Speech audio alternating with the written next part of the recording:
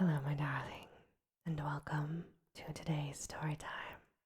Please make sure to like, comment, and subscribe. And now, on with our story time. Night of the Living Dead. Exterior cemetery dusk. It is an ordinary dusk of normal quiet and shadow. The gray sky contains a soft glow from the recent sun, so that trees and long blades of grass seem to shimmer in the gathering night. There is a rasp of crickets and the rustle of leaves and an occasional whispering breeze. Transitions are easy and gradual, with relaxed studies of earth, grass, and leafy branches on a high mounded hill.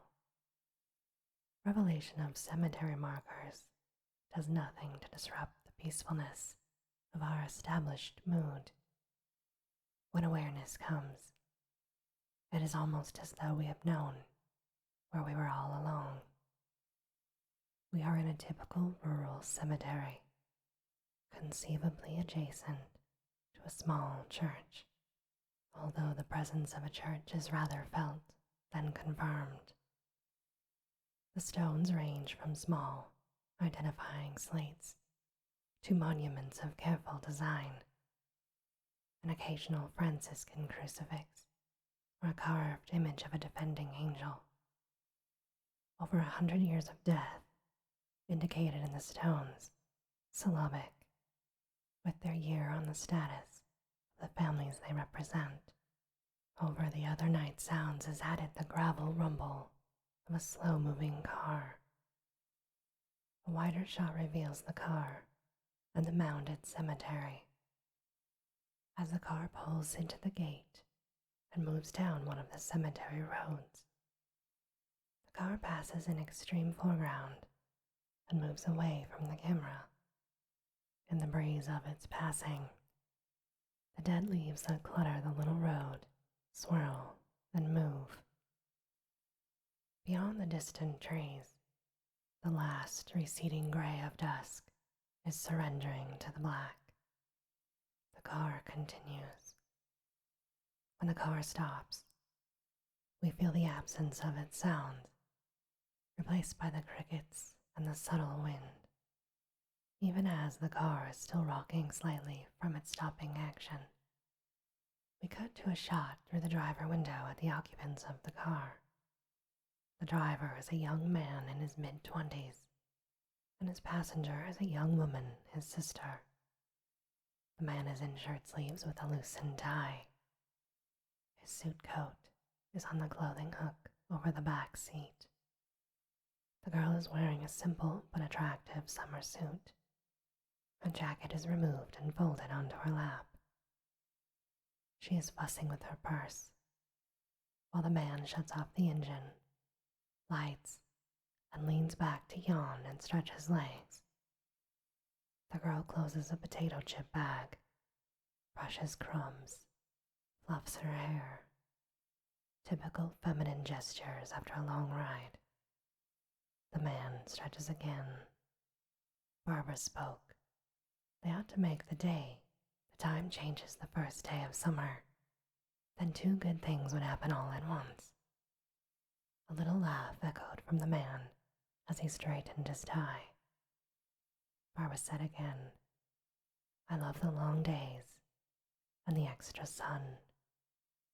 John replied, a lot of good the extra daylight does me. I lost an hour's sleep, and it's already dark, and we still have a 3-hour drive, and we won't get back until after midnight. Barbara reached down to put her shoes on. If it really dragged you that much, you wouldn't do it. John replied, are you kidding? I certainly don't want to blow Sunday on this scene. We're going to either have to move Mother to Parkville or move the grave to Pittsburgh. Barbara replied, oh, you're just being silly. Mother can't make a drive like this. John reached to the back seat and produced a flowered, cross-shaped grave ornament. In the center of the cross, in gold script on a red field, it is written, "We shall remember." "Look," he said, $25. We still remember. I don't, you know it. I don't remember what the guy looks like. John, it takes you 5 minutes. John shook his head. 3 hours. No, 6 hours. 6 hours and 5 minutes, Barbara. Barbara continued to primp and straighten her outfit. John handed her the grave ornament and leaned forward to struggle into a suit jacket. "Mother wants to remember," he said. "So we have to drive 400 miles to plant a cross on a grave," as if he's staring up through the ground to check out the decorations. He pointed at the cross inscription. "We have to remember. And she stays at home." "Johnny," said Barbara, "we're here, all right?" She opened her door and turned to step out. John took the keys from the ignition and dropped them into his pocket. Hey, Barbara, you know the radio's been on this whole time." "Ladies and gentlemen," a voice announced, "please forgive." "What?" "Hey, you got a signal, Charlie." John stared at the radio. It must have been the station. There was a bustle of sound and then static, and John clicked the radio off. He got out of the car and walked around the front of it, trotting to catch up with his sister. It was obvious that she didn't hear him. He got up to her and started to repeat his discovery about the radio. "Hey, the radio, it's okay," he said, "it's just—" But Barbara was more interested in finding the row containing their father's grave. "Do you remember which row it's in?" she asked.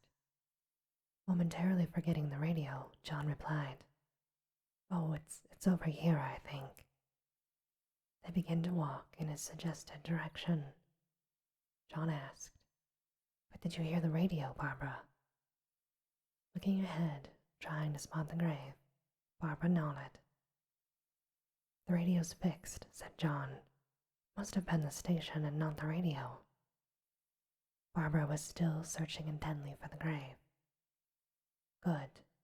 You won't be as strange driving home then," she said. They continued walking through the row of gravestones in the growing darkness. "There's nobody around," said John, attempting to make conversation. "Well, it is late," replied Barbara. "If you'd get up a little earlier, John." "Now wait," said John. "I already lost an hour's sleep on the dime change." Barbara replied, "Oh, sometimes I think you complain just to hear yourself talk." "An hour earlier," said John, "and it'd still be light." He squinted into the darkness. The grave's hard enough to find in the light. "There it is," Barbara pointed.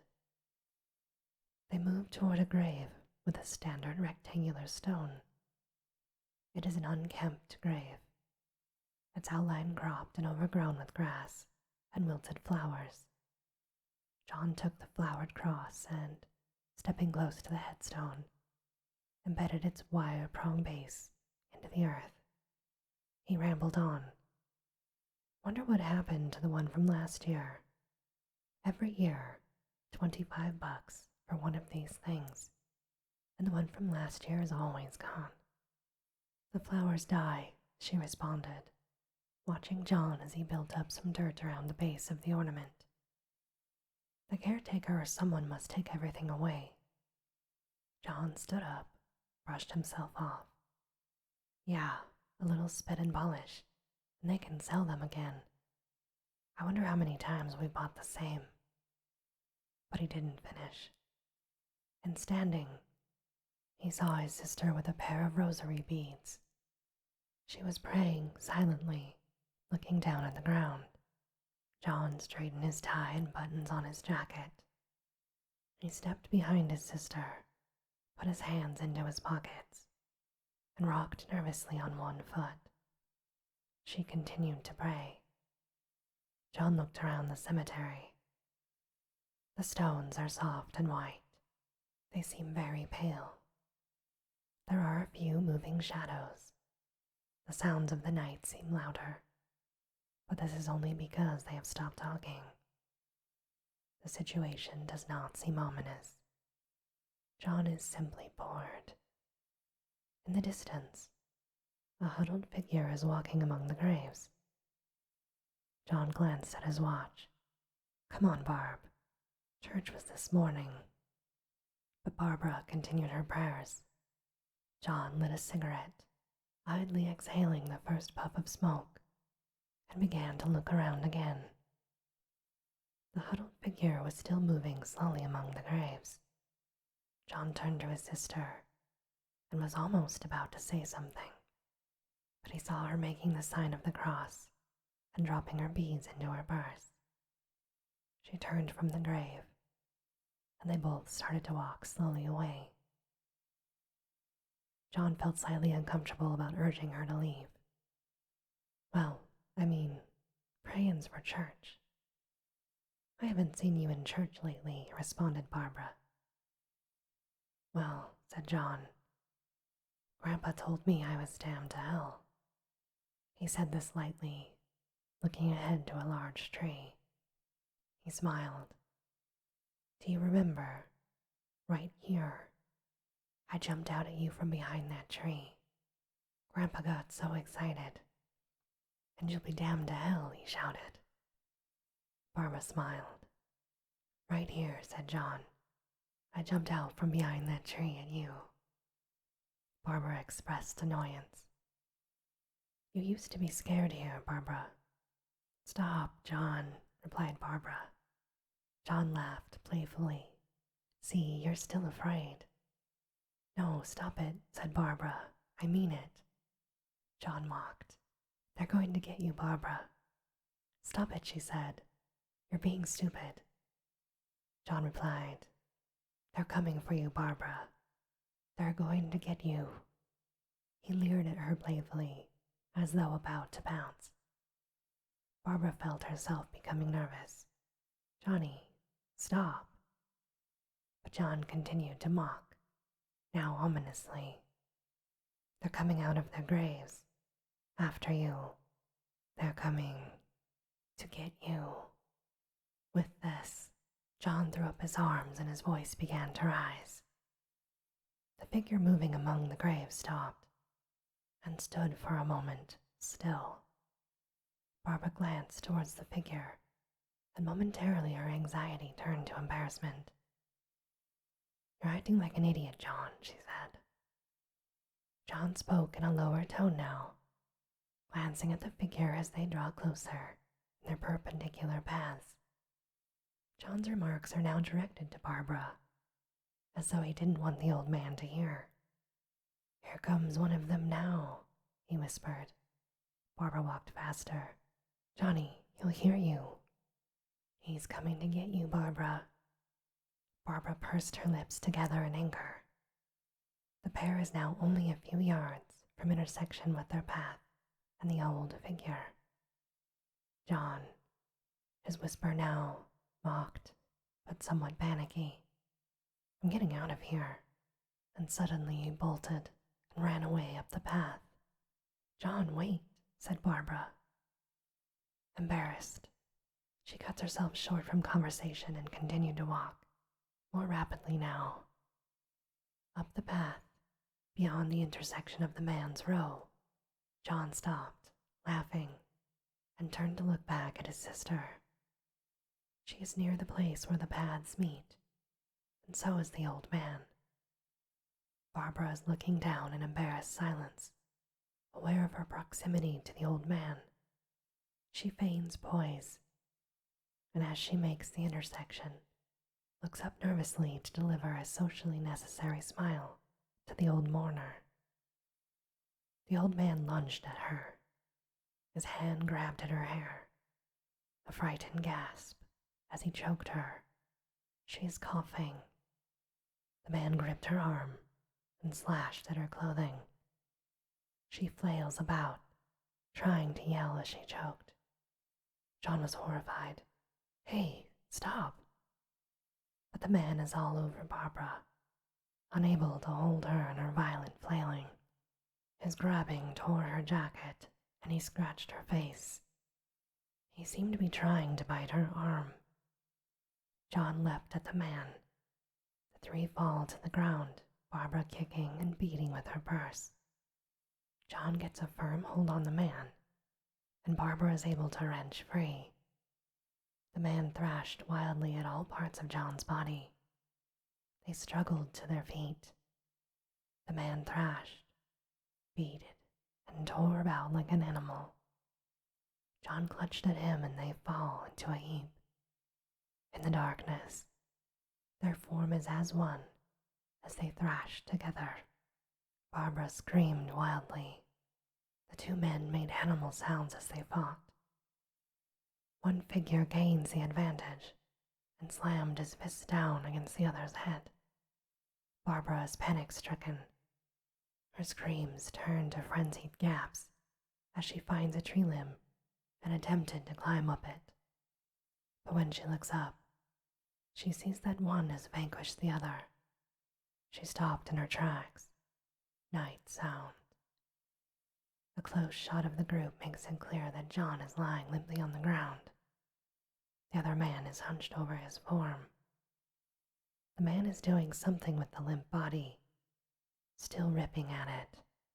Perhaps he was groping for money, but Barbara cannot tell. "John," she moaned. The old man froze and looked up. The girl raised her club and rushed towards him.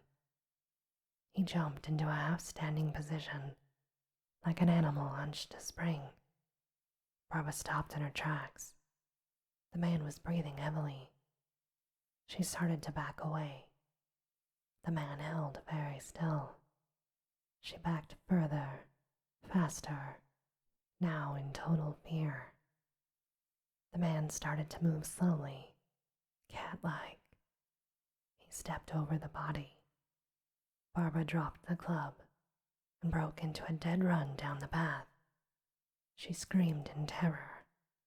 The man moved after her, but he's considerably slower than she was. He seemed to have difficulty moving. He appeared almost crippled. In a flailing run, Barbara reached the car, sobbing. She yanked open the door. She can hear the man drawing nearer.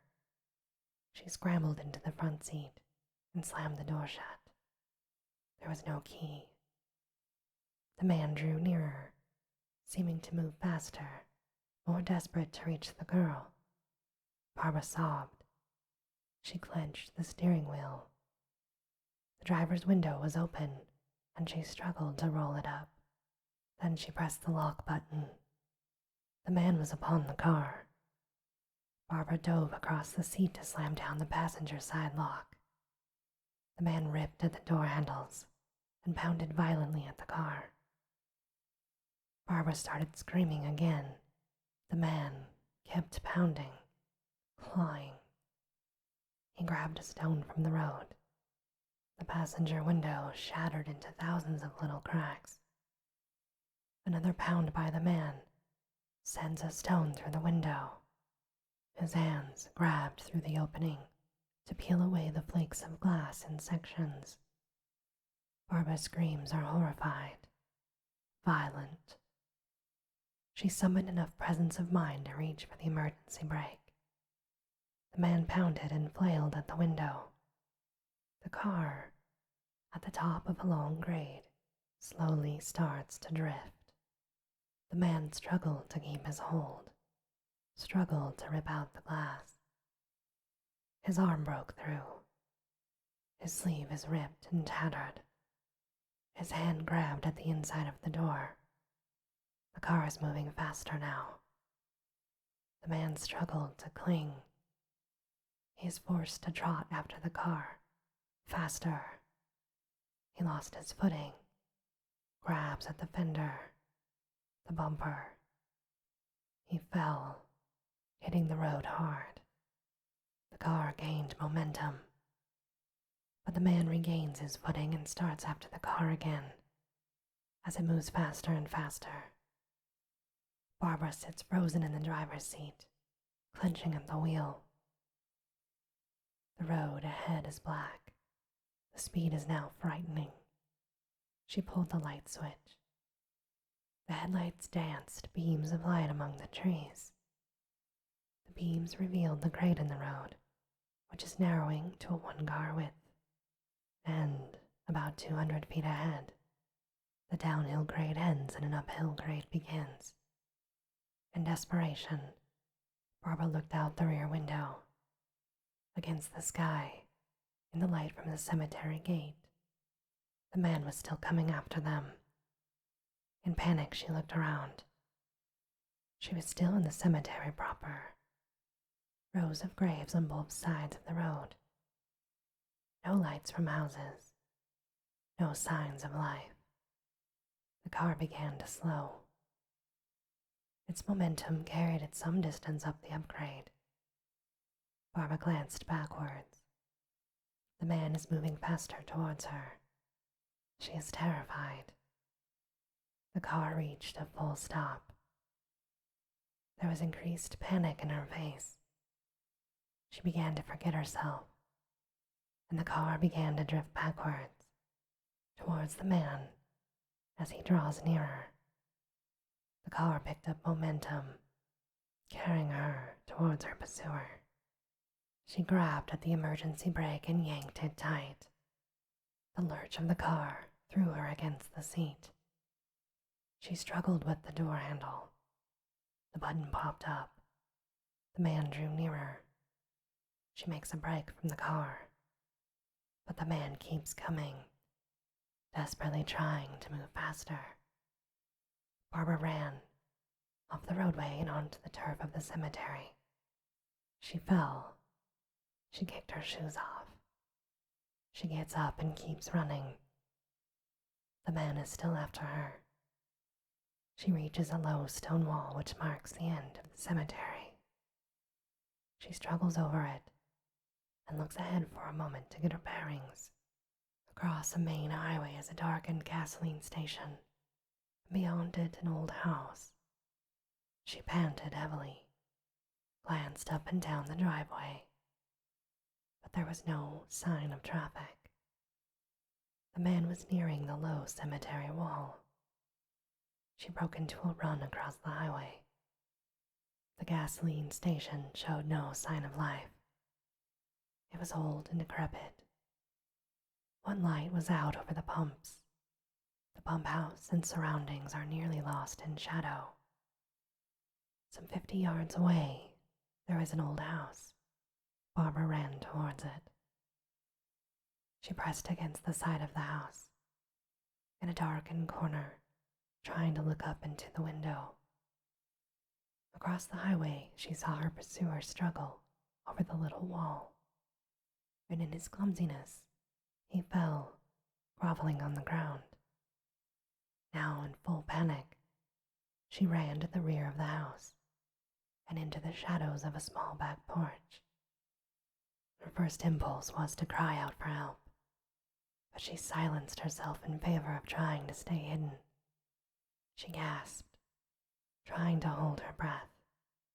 Silence, night sounds, and the sounds of the man's running footsteps slowing to a trot, and then a walk, and then the footsteps stopped. And this, my darling, ends our story time for today. As always, a very sweet and creepy dream.